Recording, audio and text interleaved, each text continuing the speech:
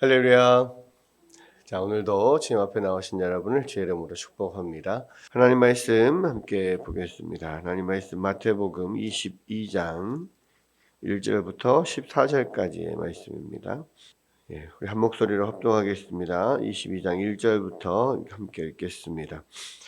예수께서 다시 비유로 대답하여 이르시되 천국은 마치 자기 아들을 위하여 혼인잔치를 베푼 어떤 임금 같으니 그 종들을 보내어 그 청한 사람들을 혼인잔치에 오라 하였더니 오기를 싫어하거늘 다시 다른 종들을 보내며 이르되 청한 사람들에게 이르기를 내가 오찬을 준비하되 나의 소와 살진 짐승을 잡고 모든 것을 갖추었으니 혼인잔치에 오소서 하라 하였더니 그들이 돌아보지도 않고 한 사람은 자기 밭으로 한 사람은 자기 사업하러 가고 그 남은 자들은 종들을 잡아 모욕하고 죽이니 임금이 노하여 군대를 보내어 그 살인한 자들을 진멸하고 그 동네를 불사르고 이에 종들에게 이르되 혼인잔치는 준비되었으나 청한 사람들은 합당하지 아니하니 네거리 길에 가서 사람을 만나는 대로 혼인잔치에 청하여 오라 한대 종들이 길에 나가 악한 자나 선한 자나 만나는 대로 모두 데려오니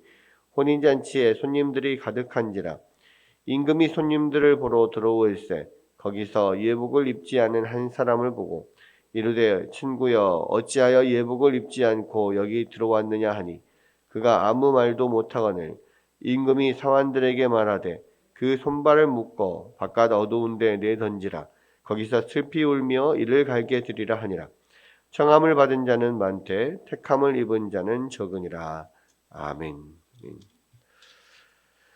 계속해서 예수님께서 지금 유대 지도자들, 대제사장들과 장로들과 함께 지금 여러 가지 이야기들을 나누고 있는데요. 이 많은 무리들 앞에서 지금 예수님께서 계속해서 이 천국의 비유에 대한 이야기들을 말씀을 좀 이어서 하고 계십니다.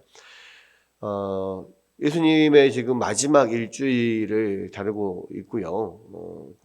주일날 예루살렘에 입성해서 주로 월요일, 화요일 이 두 날에 성전에서 이렇게 많은 사람들을 가르치고 또 이런 유대 지도자들과 논쟁하고 이러한 일들이 이제 월요일, 화요일에 이루어집니다. 그 가운데 지금 있는 건데요. 그 앞에서 이제 포도원 이 농장 주인이 농부들에게 이렇게 세를 주고 갔을 때 악한 농부들이 그 세를 주지 않고 종들을 죽이고 하는 이런 비유를 들으셨잖아요. 22장에는 또 다른 비슷한 비유를 또 하나 듣는데 그게 이제 천국 잔치에 관한 그런 비유입니다. 그래서 예수께서 다시 비유로 대답하여 이르시되 천국은 마치 자기 아들을 위하여 혼인잔치를 베푼 어떤 임금과 같으니 그랬습니다. 그러니까 이제 천국은 뭐뭐와 같다. 그러니까 천국은 마치 뭐뭐와 같다. 계속해서 그런 말씀을 많이 하셨잖아요. 그런데 이제 이 천국이라고 하는 것이 우리가 죽어서 가는 천국도 있지만 주로 이렇게 하나님의 나라 또 하나님이 하시는 일 이런 것들을 이야기를 할 때 천국이라고 좀 이야기를 합니다. 그러니까 지금 하나님께서 하시는 이 구원 사역에 관한 이야기를 하시고 계시는 건데요. 자기 아들을 위하여 혼인잔치를 베푼 어떤 임금과 같다. 그러니까 천국은요 혼인잔치에 많이 비유가 됩니다. 그래서 우리가 예수 그리스도와 결혼한 그러한 또 예수 그리스도께서 베푸시는 혼인잔치에 우리가 참여하는 이런 것으로 많이 비유가 되죠. 그래서 천국의 어떤 기쁨과 즐거움과 이런 것들을 이제 거기에 비유를 하고 있고요. 이 왕이 자기 아들을 위해서 혼인잔치를 베풀고 많은 사람들을 초대를 합니다. 그래서 3절에 보면 그 종들을 보내서 그 청한 사람들을 혼인잔치에 오라 하였더니 그랬습니다. 우리나라는 보통 이제 결혼을 할 때 청첩장을 먼저 보내잖아요. 그렇죠. 청첩장을 보내서 결혼을 알리고, 근데 거기에서 누가 올지 어쩔지 이제 정확하게 알지 못합니다. 근데 이제 서양에서나 이스라엘에서는 그렇게 이제 먼저 사람들에게 초청장을 보낼 때 거기에다가 꼭 답을 해달라 그렇게 이제 추신에 써서 붙이는 거죠. 그리고 이제 누가 그 잔치에 올지를 다 미리 파악을 해서 그 사람들은 이제 숫자대로 잔치를 준비를 해놓은 겁니다. 근데 여기서 보면 그 종들을 보내어 청한 사람들을 혼인잔치에 와라 그랬다는 거는 이미 다 이렇게 초청을 했고 거기에 누구누구 오겠다라고 답을 다 했다는 거죠. 그래서 이제 그런 것들을 받고 이제 잔치를 준비를 해놨습니다. 그리고 이제 당일이 돼서 그 사람들 청한 사람들을 다 오라고 다시 종을 보내서 오라고 이제 초청을 하는 거죠. 그러니까 이제 좀 절차들이 계속 몇 번씩 이렇게 절차를 밟아가면서 이렇게 초청 지금 혼인 잔치를 하는데 그런 혼인 잔치가 왕이 지금 베푸는 혼인 잔치니까 얼마나 참 화려하고 놀라운 그런 혼인 잔치겠어요. 왕이 초청을 하면 백성들 입장에서는 누구든지 다 황공하게 여기고 그렇게 기쁨으로 참여를 해야 되잖아요. 그런데 여기서 보니까 다 초청을 해서 이미 거기에 답을 받은 사람들인데 이제 당일날 이제 오라 그러니까 오기를 싫어하는 거예요. 야, 어떻게 이럴 수가 있지? 아니 지금 뭐 대통령이 우리를 초청을 한다. 사실 또 아니 유명한 연예인이 요즘에 유명한 연예인들 뭐 결혼할 때 많은 사람들을 초청하지 않잖아요. 딱 이렇게 정말 딱 이렇게 필요한 사람들만 초청하고 비밀리에 자기들끼리만 이렇게 뭐 결혼식을 하고 이런 경우가 되게 많잖아요. 그러니까 누가 어떤 유명인의 결혼식에 참여한다는 거, 또 아주 지체가 높은 뭐 그런 사람들의 이 결혼식에 참여하는 거는 참여하는 사람도 영광이고 얼마나 또 그게 즐겁고 엄청나게 화려하게 그걸 준비를 해놨겠어요. 가서 즐기면 되는 건데 아니 사실 그 백성들 왕이 정말로 좀 은혜롭고 자비롭고 또 백성들을 사랑하고 하니까 많은 백성들에게 초청장을 보냈단 말이에요. 이 사람들 사실 초청장을 받을 자격들이 없는 사람들인데 그런 초청장을 받아놓고도 가기를 싫어하는 거예요. 안 간다는 거죠. 그러니까 거기에 대해서 화가 날 만도 한데 또 이 왕은 임금은 또 너무도 자비로운 분이요. 그래서 또 다시 종을 보냅니다. 그래서 청한 사람들에게 또 이르기를 내가 오찬을 준비했다. 나와 나의 소와 살진 짐승을 잡고 모든 것을 갖추었으니 혼인잔치에 와라. 다시 또 초청을 하는 거, 다시 이야기를 하는 겁니다. 지차. 그러니까 이런 사람들을 정말 초청을 거절하는 이런 이 가치도 모르고 은혜도 모르는 이런 사람들을 또 다시 초청을 한다고 라고 생각을 했을 때 그 지금 이 왕이 얼마나 지금 자비롭고 은혜로운 왕인지를 알 수가 있는 거죠. 우리 하나님이 그런 분이라는 거예요. 그렇게 해서 다시 초청을 하는데 5절에 보니까 그들이 돌아보지도 않고 한 사람은 자기 밭으로 한 사람은 자기 사업을 하러 가고 남은 자들은 그 종들을 잡아 모욕하고 죽였다. 얼마나 자기 밭의 일이 바쁘는지 모르겠고요. 자기 사업이 얼마나 지금 급박한지는 모르겠습니다만은 자기 일에 바빠가지고 안 간다는 거예요. 그리고 심지어 안 가는 것까지는 그렇다 쳐요. 안 가려면 안 가지. 왜 이 보낸 종들을 잡아서 또 죽이고 모욕하고 그럽니까? 정말 이거는 말도 안 되는 일이죠. 상식이 벗어나는 일이죠. 그런 일을 누가 한 겁니까? 이스라엘 백성들 하고 있는 거예요. 그러니까 이스라엘 백성들이 성경에서도 계속 이야기하잖아요. 하나님이 이스라엘 백성들을 선택하여 하나님의 백성으로 삼은 것은 뭐 너네들이 얼마나 큰 그런 자격이 있어서가 아니다. 이스라엘 백성들은 얼마나 작은 민족이고 그런 사랑 하나님의 은혜를 받을 만한 가치가 없는 그런 족속이라는 걸 너희 알지 못하느냐라고 이야기하면서 하나님이 이스라엘 백성들을 선택하여 부르신 것은 그냥 전적으로 하나님의 은혜다라고 이야기를 하거든요. 그러니까 하나님이 하나님의 백성들을 선택한 것은 정말로 하나님의 은혜일 뿐인 것입니다. 그런데 그 은혜를 알지도 못하고 또 이렇게 초청을 계속해서 하는데도 불구하고 다 자기 일에 바빠요. 그때의 이스라엘 백성들뿐만 아니라 사실 지금도 마찬가지죠. 지금도 마찬가지입니다. 이 하나님의 복음의 초청을 받고도 그 초청의 가치를 알지 못하고 거부하는 많은 사람들, 복음을 듣고도 거기에 반응하지 않고 예수님을 믿지 못하는 많은 사람들도 이러한 사람들이겠지만, 현대 크리스찬들도 마찬가지입니다. 지금 예수를 믿는다고 하고 교회를 다니고 있는 사람들조차도 많은 하나님의 백성들 안에서 또 하나님의 초청함이 또 있거든요. 여러 가지. 또 하나님 앞에서 더 하나님을 더 알아가고 또 이 교회에서 많은 어떤 일들이 있을 때 그 은혜에 동참하도록 하는 그러한 초청들이 있습니다. 그런데 또 많은 현대 크리스찬들이요, 자기 일이 바빠가지고 자기 먹고 사느라 그냥 이런 영적인 일에는 관심을 두지 않고, 나는 교회를 다니니까 괜찮다, 나는 예수님 믿으니까 천국은 가겠지, 뭐 이렇게만 생각을 한다는 말이죠. 그런데 분명한 것은 이것이 얼마나 귀한 일인지를 알지 못하고 그것을 거절해요. 자기 일 때문에. 이것에 이 마틴 로이드 존스 목사님이 현대 크리스찬들의 문제점이 뭐냐라고 했을 때 두 가지를 이야기를 했거든요. 일상성과 피상성이다, 이렇게 이야기를 했어요. 그러니까 현대 크리스찬들은 그냥 자기의 일상에 바빠서 하나님의 은혜를 받기를 거절한다는 것이죠. 또 하나는 피상성이라는 거죠. 현대 크리스찬들은 너무나 수박 겉핥기로 하나님의 복음을 알고 있다. 하나님의 말씀을 너무 그냥 예수님 믿으면 천국 간다, 이것만 알고 끝, 뭐 이런 식으로만 생각을 한단 말이죠. 그런 부분이 있어서 얼마나 큰 하나님의 은혜가 우리 가운데 있는데 그것을 전혀 참여하려고 하지도 않고 받아들이려고도 하지 않는다. 마치 이제 현대 크리스찬들이나 현대 믿지 않는 사람들이나 그때 당시에 이스라엘 백성들이나 다 똑같은 겁니다.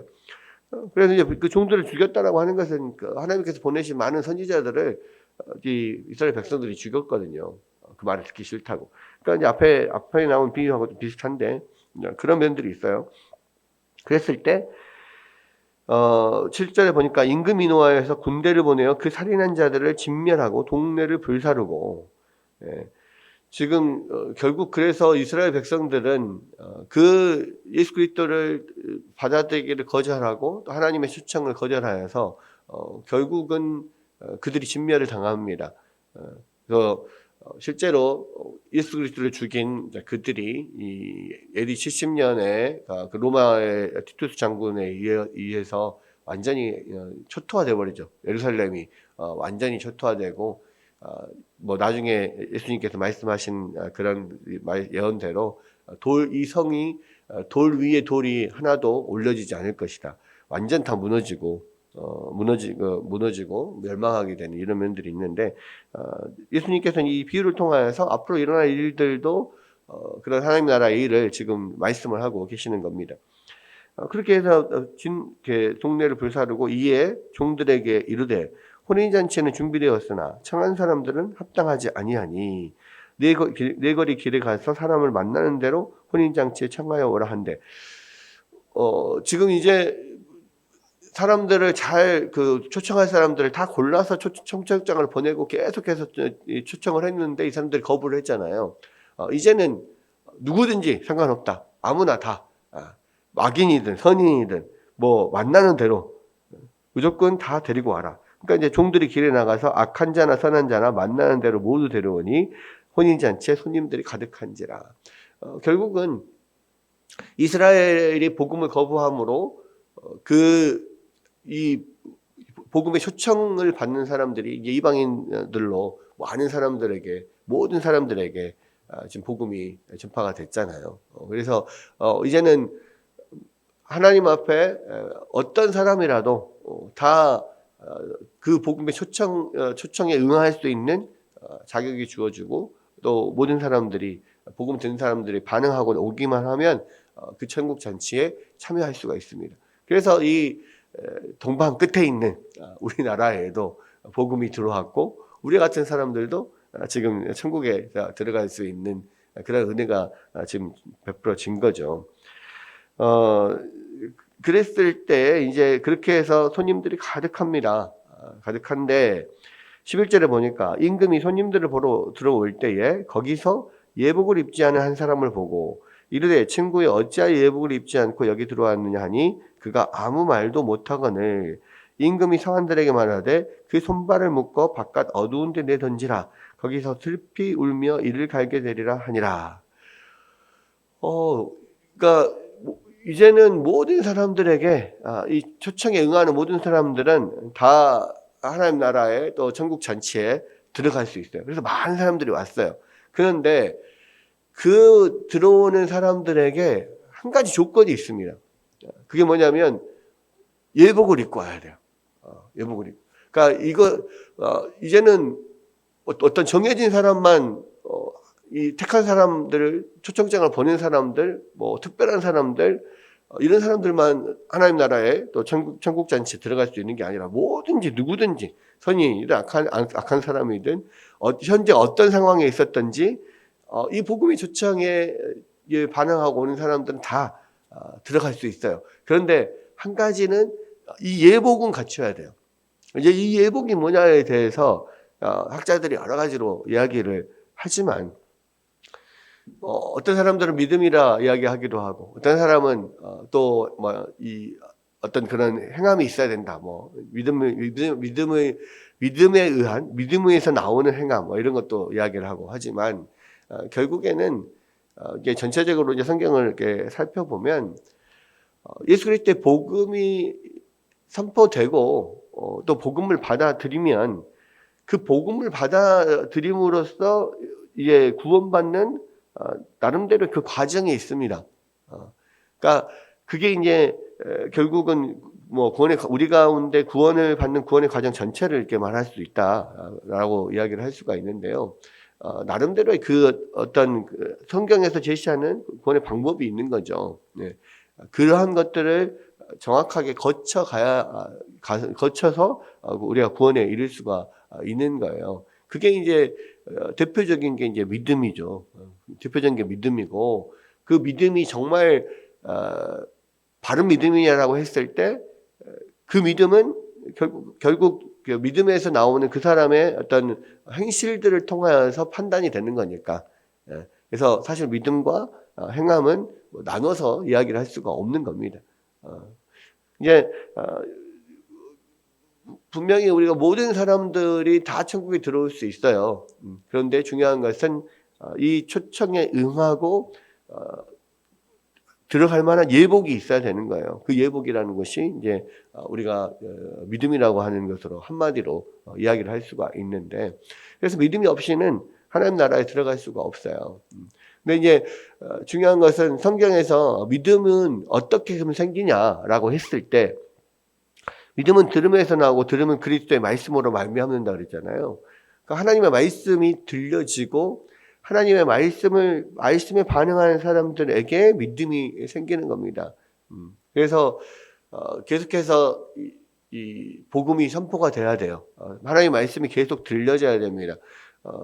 이 복음을 듣고 사람들이 이 땅으로, 이 교회로 또 들어오잖아요. 모이잖아요. 교회 안에서도 계속해서 말씀이 들려져야 돼요. 그래서 그 말씀에 정말로 진심으로 내 안에 말씀에 그렇구나, 이 주님의 말씀이 맞다, 이러한 것들이 인정이 되어가고 그것들을 받아들여지고 동의가 되고 그렇게 또 그 말씀을 붙들고 내가 그 예수 그리스도를 나의 구주로, 나의 주인으로 내가 온전히 받아들이고 주님과 함께 살겠습니다. 주님과 함께 결혼하는, 또 주님을 나의 왕으로 모시는 이러한 일이 내 안에서 그런 마음의 변화들이 일어나야 된단 말이에요. 그렇게 그것을 우리가 말씀을 받아들이고 맞다 인정하고 그것을 받아들이는 그 모든 과정을 우리가 중생의 과정이라고 이야기합니다. 그렇게 거듭남이 있을 때 말씀이 받아들여지고 그러면 정말로 진정한 믿음과 또 모든 삶의 어떤 회개가 우리 안에서 일어나게 돼요.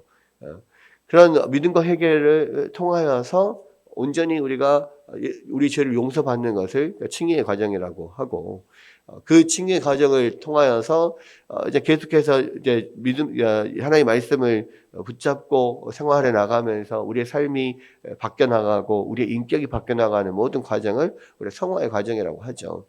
그 성화의 과정을 완전히 끝까지 이루어서 이 하나님 나라에 우리가 도달을 하고 우리의 인격이 예수 그리스도를 완전히 닮은 인격으로 완전히 변화되면 이제 완전한 구원에 이르는, 영화에 이르는 그런 구원의 과정들이 우리 성경에서 쭉 이렇게 제시되고 있습니다. 그러니까 결국 믿음이다라고 하는 것은 전체 구원의 과정을 이야기를 하는 거예요. 그게 이제 예복인 거죠. 그 예복이 없이는 우리가 천국에 들어갈 수가 없습니다. 그래서 우리가 신앙생활을 하는 목표는 뭐냐? 이 구원의 과정을 계속 이루어가는 거예요. 그래서 제가 계속 이 시대에는 그냥 예수만 믿으면 믿었다라고 내가 입술로만 고백하면 무조건 구원받는다 이런 식으로만 생각을 하고 있기 때문에 이게 굉장히 현대 크리스찬의 문제라고 하는 피상성의 문제거든요. 복음에 대해서 제대로 알지를 못해요.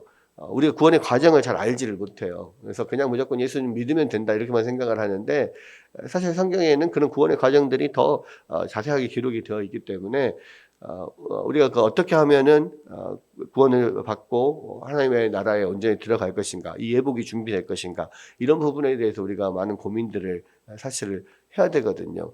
그래서 그냥 단순히 예수 믿으면 그다음부터는 그냥 내 마음대로 살아도 그냥 구원 받아, 이게 아니에요. 한 번 구원은 영원한 구원, 이게 아니라 우리의 인생 전체가 구원의 과정인 거예요. 그래서 우리가 하나님 앞에서 더 주님을 알아가야 되고, 또 주의 말씀에 순종하면서 우리의 죄를 계속해서 하나님 앞에 회개해 가면서 예수 그리스도의 인격을 닮아가는 이 과정을 우리가 쭉 가고 있는 거거든요. 이게 지금 예복을 준비하는 과정이라고 생각하면 됩니다. 그런 면에서 하나님 나라의 일들이 어떤 건가, 천국이 뭔가, 구원이라고 하는 것이 어떤 것인가, 이런 것에 대해서 우리가 더 관심을 가져야 되고요. 현대 교회가 이런 부분에 대해서 그냥 많이 강조하지 않고 관심을 갖지 않으니까, 예수 믿으면 다 구원 받았으니까 그다음부터는 교회 안에서 할 일이 없어요. 그러니까 세상으로 눈을 돌리는 겁니다. 세상에 나가서 잘 살자, 세상에 나가서 빛과 소금의 역할을 하자. 그거는 교회 안에서 할 일이 없으니까 그런 거거든요. 근데 사실은 그거는 둘째 문제예요. 빛과 소금은 둘째 문제인 것이고요. 일단 우리가 주님 안에서 하나님의 백성답게 지금 만들어져 가고 구원의 과정을 이루어 가야 되는데, 이 부분에 대해서는 우리가 더 깊이 생각하지 않습니다. 근데 성경에서 우리 청교도들이나 이런 우리 믿음의 선배들은 우리 개인의 구원에 대한 구원의 과정에 관한 것들을 굉장히 많은 강조를 했거든요. 이런 면에 대해서 내가 정말로 이 예복을 잘 준비하고 있는가, 구원의 과정을 잘 걸어가고 있는가, 이런 면들을 우리가 다시 한번 살펴볼 필요가 있습니다. 이 시간에 이 말씀을 생각하면서 또 여러분의 구원을 이루어가기 위해 최선을 다해가는 여러분 되시기를 축원합니다.